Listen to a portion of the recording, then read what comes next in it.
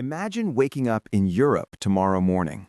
Fuel prices are rising again, energy markets are shaking, and behind the scenes, global powers are quietly fighting a new kind of war, not only with weapons, but with oil, pipelines, and energy supply. In the past few weeks, tensions across Europe, the Middle East, and global energy markets have intensified. Oil prices have crossed the $100 per barrel mark again. Energy security fears are spreading across the European Union, and some political leaders are now questioning whether Europe's current strategy toward Russia is sustainable. But what is really happening? Why is Europe suddenly facing another energy crisis? And how could global conflicts, from Ukraine to the Strait of Hormuz, reshape Europe's future? Today, we break down the hidden war over oil and energy. Part 1. The New Energy Shock. To understand the current crisis, we need to start in the Persian Gulf.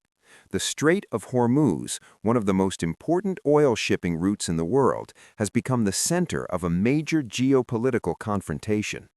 This narrow waterway normally carries about 20% of the world's oil supply, but recent military escalation involving Iran has disrupted shipping routes, causing a massive shock in global energy markets. As a result, oil prices jumped above $100 per barrel. Global markets reacted instantly. Governments started releasing emergency reserves. Even the International Energy Agency coordinated a release of 400 million barrels of oil from emergency reserves to stabilize markets. Yet, despite these measures, the shock has already reached Europe. Energy prices across European markets surged, and natural gas prices briefly doubled in some regions. For millions of Europeans, this could translate into higher electricity bills, expensive transport, and inflation across the economy. But this crisis is not just about oil supply, it's about geopolitics. Part 2. The Ukraine War's Energy Battle. Since 2022, Europe has tried to reduce its dependence on Russian energy. Sanctions were imposed, pipelines were restricted, and the EU began searching for alternative energy sources. However, the situation has become more complicated. Russia still exports large volumes of oil through indirect networks, often referred to as the shadow fleet, a group of tankers used to bypass sanctions. Ukraine has even launched maritime operations targeting some of these vessels to disrupt Russian oil revenues. Energy has effectively become a weapon in this war. Russia relies heavily on oil exports to finance its economy and military operations. Ukraine and its allies understand this, so the energy sector has become one of the most critical battlefields of the conflict. But this strategy has also created serious challenges for Europe. Part 3. Europe's Energy Divide. Not all European countries experience the energy crisis in the same way. Some nations, especially in Central and Eastern Europe, remain highly dependent on Russian energy infrastructure.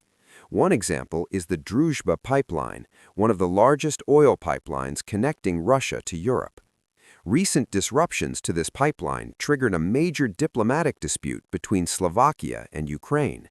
The pipeline damage forced some countries to rely on alternative routes and strategic reserves. Slovakia even declared an energy state of emergency, highlighting how fragile Europe's energy system still is. Meanwhile, other EU countries are trying to diversify their supply, importing LNG from the United States, buying oil from the Middle East, expanding renewable energy projects. But these transitions take time, and during that transition, Europe remains vulnerable to global energy shocks. This is why the recent geopolitical escalation has triggered such intense debate across European capitals. Part 4. A controversial new debate. In fact, the energy crisis is now starting to reshape European politics itself. Some leaders are questioning whether isolating Russia completely is economically sustainable. Recently, Belgium's Prime Minister suggested that the European Union may eventually need to normalize relations with Russia in order to regain access to cheaper energy. This statement sparked strong reactions across Europe. Supporters argue that European industries need affordable energy. Prolonged sanctions could weaken Europe's economy. Critics respond that easing pressure on Russia could weaken support for Ukraine, and unity inside the European Union is critical during wartime. So Europe now faces a difficult dilemma. Should energy security come first, or should geopolitical principles guide policy? Part 5. Global Power Struggle. What makes this situation even more complex is that Europe is not the only player involved. The United States has recently increased pressure on its allies to help secure energy shipping routes in the Persian Gulf. At the same time, Russia is expanding energy partnerships with Asia. Middle Eastern conflicts are disrupting supply routes, and global oil markets are becoming increasingly volatile. In other words, the world may be entering a new era of energy geopolitics. Unlike the Cold War of the 20th century, this conflict is not only about military power. It is about pipelines, oil tankers, supply chains, and energy independence. Thank you so much.